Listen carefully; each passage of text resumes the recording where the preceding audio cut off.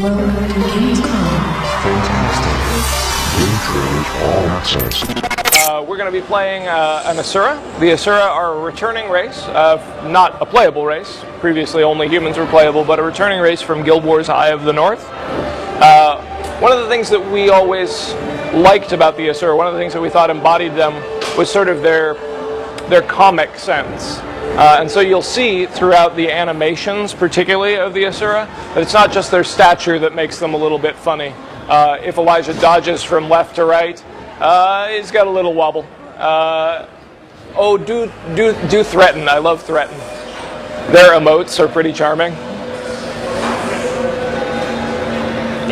You want to fight? You want to fight? I'll take you.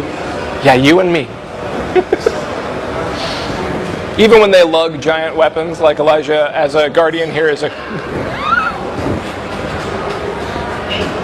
Elijah has a hammer here, and when he runs about, little Azzurra tugs it up over his shoulder. Happens with a great sword too, it's pretty adorable.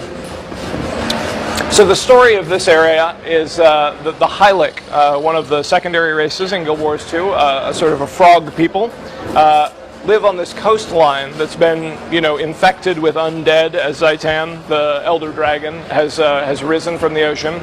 And the Azzurra and the Sylvari have moved in to help protect them against Zaitan's minions, and also against Zaitan's lieutenant, who it looks like we're going to have a look at here.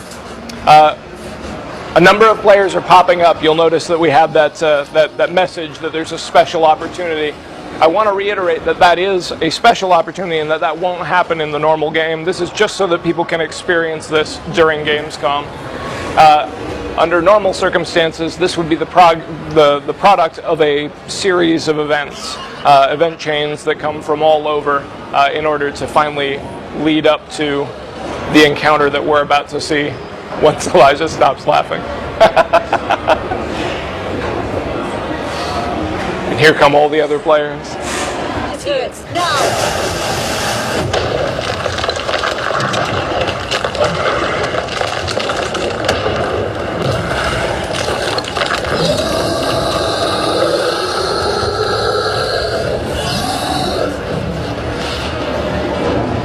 So again, that boss camera kicks in and we are ready for a big fight. So even though Tequatl is just one of the Zaitan's lieutenants and not actually an elder dragon himself, he is no small chicken. Tequatl is a big boss with a lot of different moving parts and pieces. Right there what you saw was that when he flies up in the air, he shoots down what are called bloated creepers, which are giant mobs that will go out and self-destruct on people, causing a poison effect. Here he's erected bone walls. The bone walls serve multiple purposes. They keep people close to the combat so that while they're trapped by his poison, they won't be able to get through. And it also keeps him from being shot by the turrets that are over on the shoreline. He also will frequently cast a fear down onto the people that will make them all run away. Elijah's heading back to one of the turrets here to, let's see, is one of them open? Or we got people on them. Very popular, those turrets. He'll also send out undead minions to attack the turrets themselves. Tequatl also has fingers that he will jab through the ground, and they will pop up and either throw people back into the poison if they're near him, or also it'll kick them off of turrets if people aren't paying attention. So in a fight like this, not only can't you really do it alone, this is a fight that you're going to need a good group of people all coordinating to work together to take it down. They can't all just be hammering away at the thing. They all have to take up different functions. But they're doing it without communicating. These people are working dynamically, very organically in the world. Some of them are on the turrets. Some of them are keeping the undead away from the turrets. Some of them are taking care of the fingers. Some of them are up close. Some of them are running around and resurrecting other players. Every player can find something that they want to do and participate. And as a result, every one of them will be rewarded. One of the other elements is this Azuran mega laser over here, which as long as people protect it, will occasionally fire off a ray that will put Tequatl into a sort of a down state himself. Bam! And down he goes. So now people have a couple of seconds worth of time to do even more damage and not be afraid of retaliation. They gotta get that time in while they can. There are also NPCs here who can rebuild the turrets and also keep them at full function, and those NPCs can be affected by the undead. People can resurrect them just like they can resurrect a player.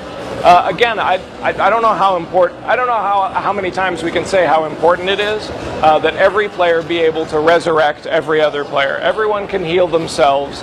There's no need for you to bring a special class to make sure that people can keep playing. Everyone gets to keep playing all the time just by working together. You should never be sad to see another player. Everybody gets a chance. Everybody has the opportunity to earn credit for an event. When other players are around, they're a help to you. They're a benefit. And in cases like this, they are an absolute necessity.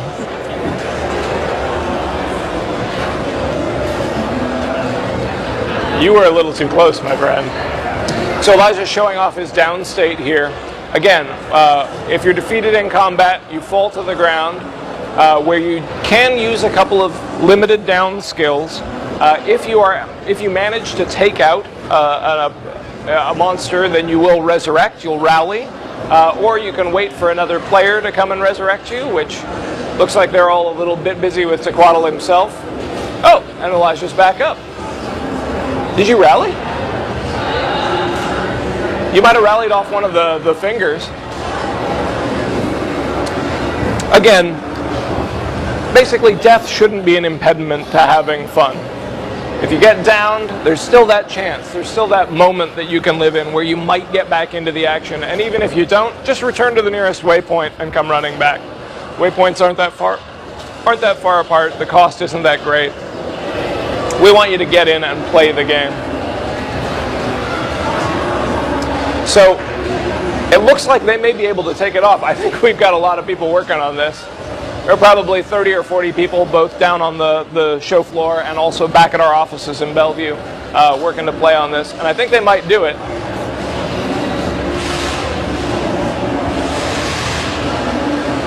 Oh, sure enough.